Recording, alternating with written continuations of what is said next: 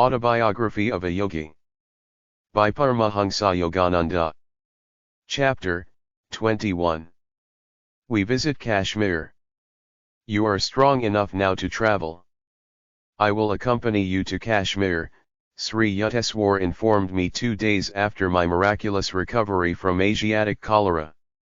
That evening our party of 6 entrained for the north. Our first leisurely stop was at Simla, a queenly city resting on the throne of Himalayan hills. We strolled over the steep streets, admiring the magnificent views. "English strawberries for sale," cried an old woman, squatting in a picturesque open marketplace. Master was curious about the strange little red fruits. He bought a basketful and offered it to Kanai and myself, who were nearby. I tasted one berry but spat it hastily on the ground. "Sir, what a sour fruit! I could never like strawberries." My guru laughed. "Oh, you will like them in America. At a dinner there, your hostess will serve them with sugar and cream. After she has mashed the berries with a fork, you will taste them and say, 'What delicious strawberries!' Then you will remember this day in Simla." Sri Yukteswar's forecast vanished from my mind, but reappeared there many years later, shortly after my arrival in America. I was a dinner guest at the home of Mrs. Alice T. Hasey, Sister Yogmata, in West Somerville, Massachusetts. When a dessert of strawberries was put on the table, my hostess picked up her fork and mashed my berries, adding cream and sugar. "The fruit is rather tart. I think you will like it fixed this way," she remarked. I took a mouthful. "What delicious strawberries!" I exclaimed. At once my guru's prediction in Simla emerged from the fathomless cave of memory. It was staggering to realize that long ago Sri Yukteswar's God-tuned mind had sensitively detected the program of karmic events wandering in the ether of futurity. Our party soon left Simla and entrained for Rawalpindi. There we hired a large landau, drawn by 2 horses, in which we started a 7-day trip to Srinagar, capital city of Kashmir. The second day of our northbound journey brought into view the true Himalayan vastness. As the iron wheels of our carriage creaked along the hot, stony roads, we were enraptured with changing vistas of mountainous grandeur. "Sir," Audi said to Master, "I am greatly enjoying these glorious scenes in your holy company." I felt a throb of pleasure at Audi's appreciation, for I was acting as host on this trip. Sri Yukteswar caught my thought. He turned to me and whispered, "Don't flatter yourself, Audi is not nearly as entranced with the scenery as he is with the prospect of leaving us long enough to have a cigarette." I was shocked. "Sir," I said in an undertone, "please do not break our harmony by these unpleasant words. I can hardly believe that Audi is hankering for a smoke." I looked apprehensively at my usually irrepressible guru. "Very well, I won't say anything to Audi." Master chuckled.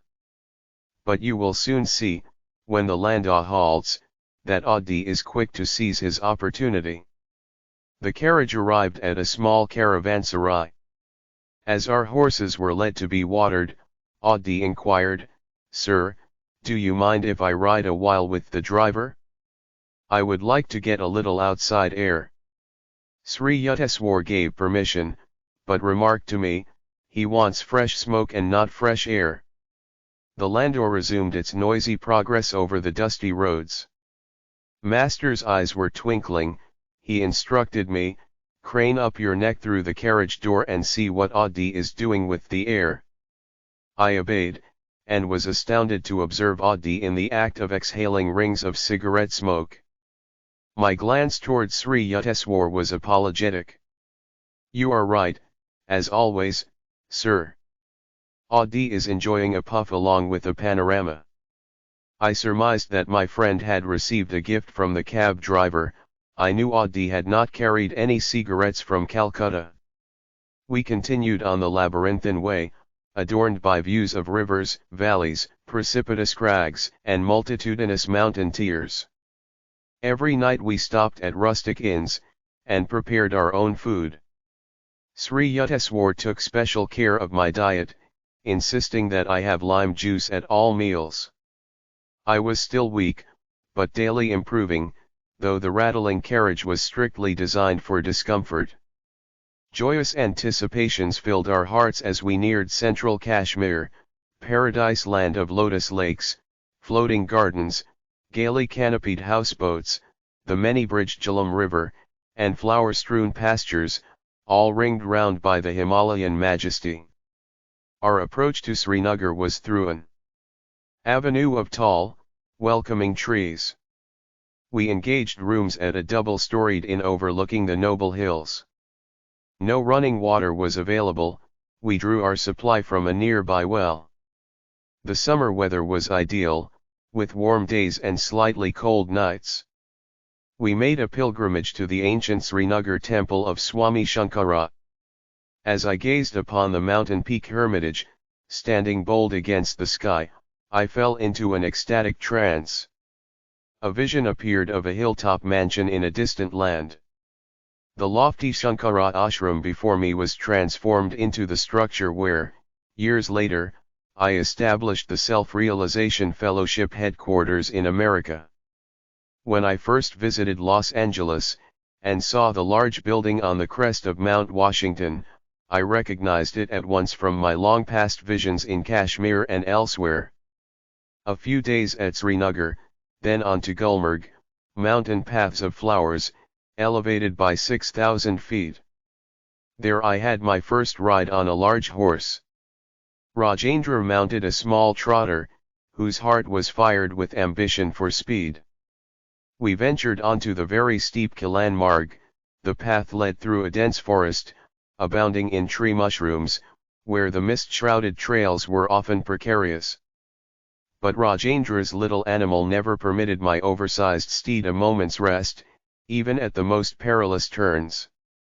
On, untiringly came Rajendra's horse, oblivious to all but the joy of competition. Our strenuous race was rewarded by a breathtaking view.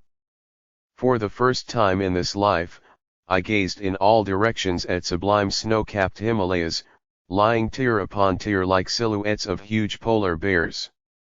My eyes feasted exultingly on endless reaches of icy mountains against sunny blue skies. I rolled merrily with my young companions, all wearing overcoats, on the sparkling white slopes. On our downward trip we saw afar a vast carpet of yellow flowers, wholly transfiguring the bleak hills. Our next excursions were to the famous royal pleasure gardens of the Emperor Jahangir at Shalimar and Nishit Bagh. The ancient palace at Nishit Bagh is built directly over a natural waterfall. Rushing down from the mountains, the torrent has been regulated through ingenious contrivances to flow over colorful terraces and to gush into fountains amidst the dazzling flower beds. The stream also enters several of the palace rooms, ultimately dropping fairy-like into the lake below. The immense gardens are riotous with color roses of a dozen hues, snapdragons, lavender, pansies, poppies. An emerald enclosing outline is given by symmetrical rows of chinars, cypresses, cherry trees, beyond them tower the white austerities of the Himalayas. Kashmir grapes are considered a rare delicacy in Calcutta. Rajendra, who had been promising himself a veritable feast on reaching Kashmir, was disappointed to find there no large vineyards. Now and then I chaffed him jocosely over his baseless anticipation. "Oh, I have become so much gorged with grapes I can't walk," I would say. "The invisible grapes are brewing within me." Later I heard that sweet grapes grow abundantly in Kabul, west of Kashmir. We consoled ourselves with ice cream made of rabri, a heavily condensed milk, and flavored with whole pistachio nuts. We took several trips in the shikaras or houseboats, shaded by red embroidered canopies, coursing along the intricate channels of Dal Lake, a network of canals like a watery spider web. Here the numerous floating gardens, crudely improvised with logs and earth, strike one with amazement, so incongruous is the first sight of vegetables and melons growing in the midst of vast waters. Occasionally one sees a peasant, disdaining to be rooted to the soil, towing his square plot of land to a new location in the many-fingered lake. In this storied vale one finds an epitome of all the earth's beauties. The Lady of Kashmir is mountain-crowned, lake-garlanded, and flower-shod. In later years, after I had toured many distant lands, I understood why Kashmir is often called the world's most scenic spot. It possesses some of the charms of the Swiss Alps, and of Loch Lomond in Scotland, and of the exquisite English lakes. An American traveler in Kashmir finds much to remind him of the rugged grandeur of Alaska and of Pikes Peak near Denver. As entries in a scenic beauty contest, I offer for first prize either the gorgeous view of Xochimilco in Mexico, where mountains, skies, and poplars reflect themselves in myriad lanes of water amidst the playful fish, or the jewel-like lakes of Kashmir, guarded like beautiful maidens by the stern surveillance of the Himalayas. These two places stand out in my memory as the loveliest spots on earth. Yet I was awed also when I first beheld the wonders of Yellowstone National Park and of the Grand Canyon of the Colorado, and of Alaska. Yellowstone Park is perhaps the only region where one can see innumerable geysers shooting high into the air, performing year after year with clockwork regularity. Its opal and sapphire pools and hot sulphurous springs, its bears and wild creatures, remind one that here nature left a specimen of her earliest creation. Motoring along the roads of Wyoming to the Devil's Paint Pot of hot bubbling mud, with gurgling springs, vaporous fountains, and spouting geysers in all directions, I was disposed to say that Yellowstone deserves a special prize for uniqueness. The ancient majestic redwoods of Yosemite, stretching their huge columns far into the unfathomable sky, are green natural cathedrals designed with skill divine. Though there are wonderful falls in the Orient, none match the torrential beauty of Niagara near the Canadian border. The Mammoth Caves of Kentucky and the Carlsbad Caverns in New Mexico, with colorful icicle-like formations, are stunning fairylands. Their long needles of stalactite spires, hanging from cave ceilings and mirrored in underground waters, present a glimpse of other worlds as fancied by man.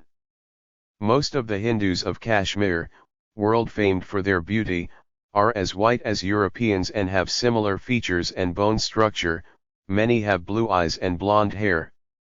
Dressed in Western clothes, they look like Americans.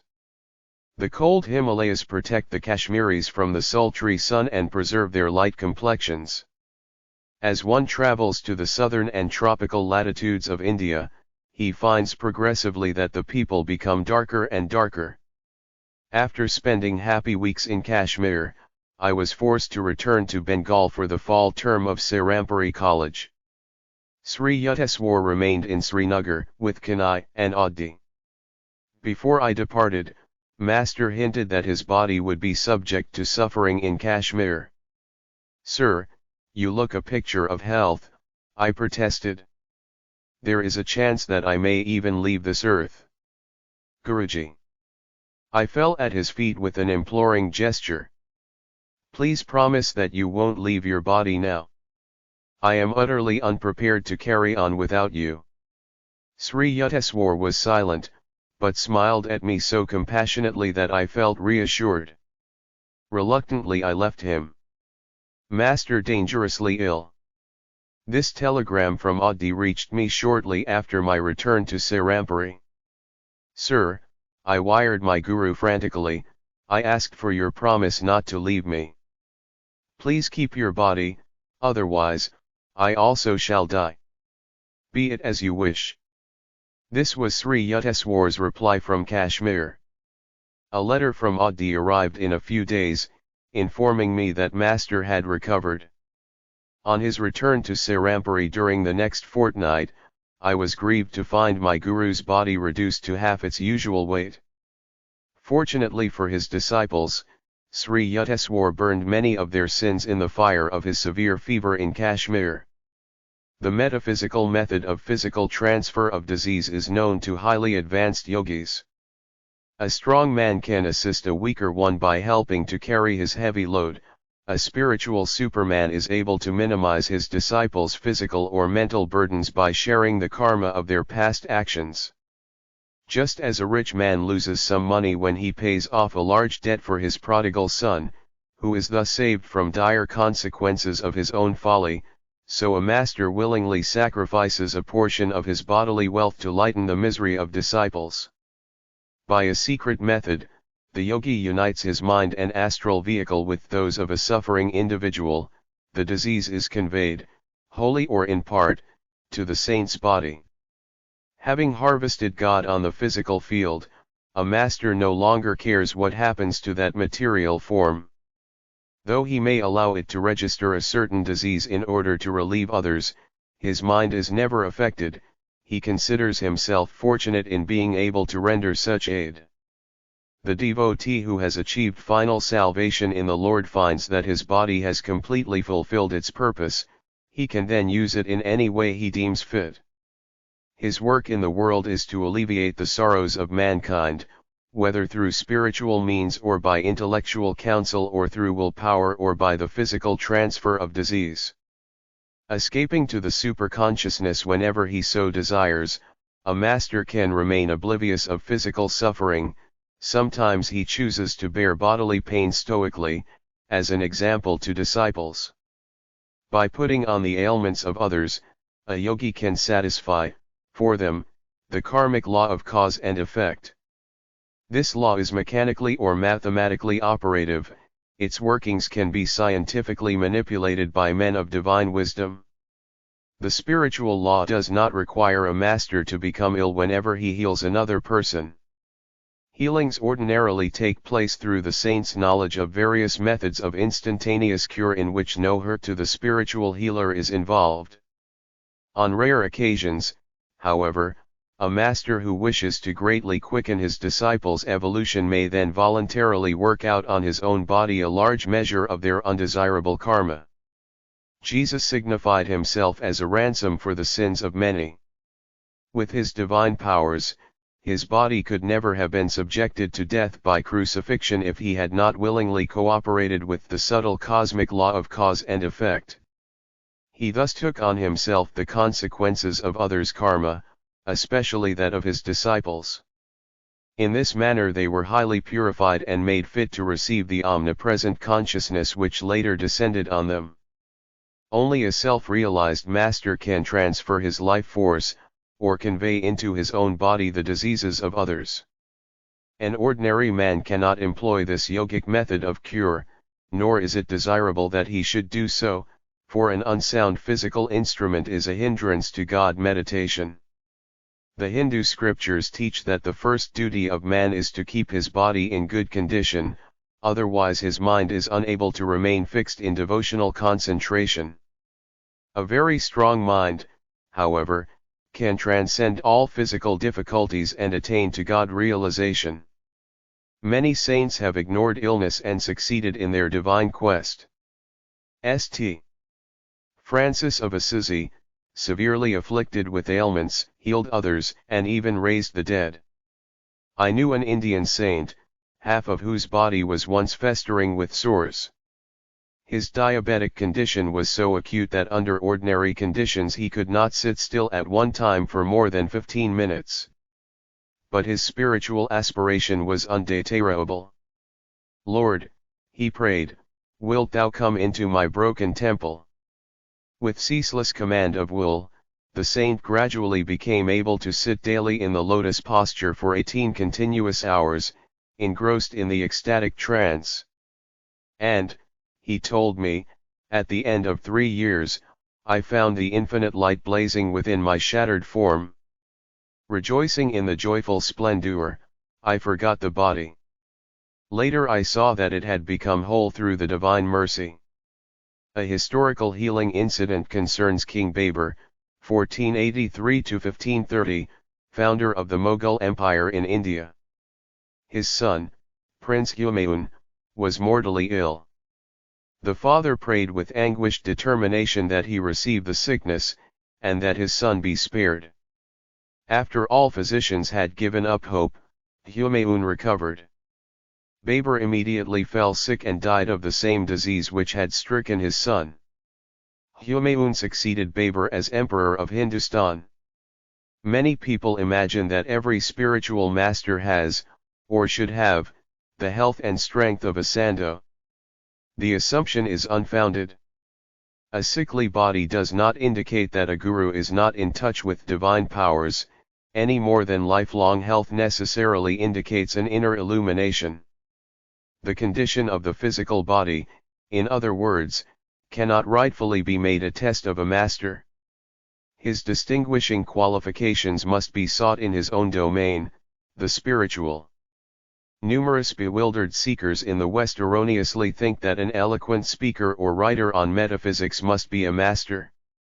The rishis, however, have pointed out that the acid test of a master is a man's ability to enter at will the breathless state, and to maintain the unbroken samadhi of nirvikalpa. Only by these achievements can a human being prove that he has mastered Maya or the dualistic cosmic delusion. He alone can say from the depths of realization, Ekam Sat, only one exists. The Vedas declare that the ignorant man who rests content with making the slightest distinction between the individual soul and the Supreme Self is exposed to danger. Shankara the great monist has written.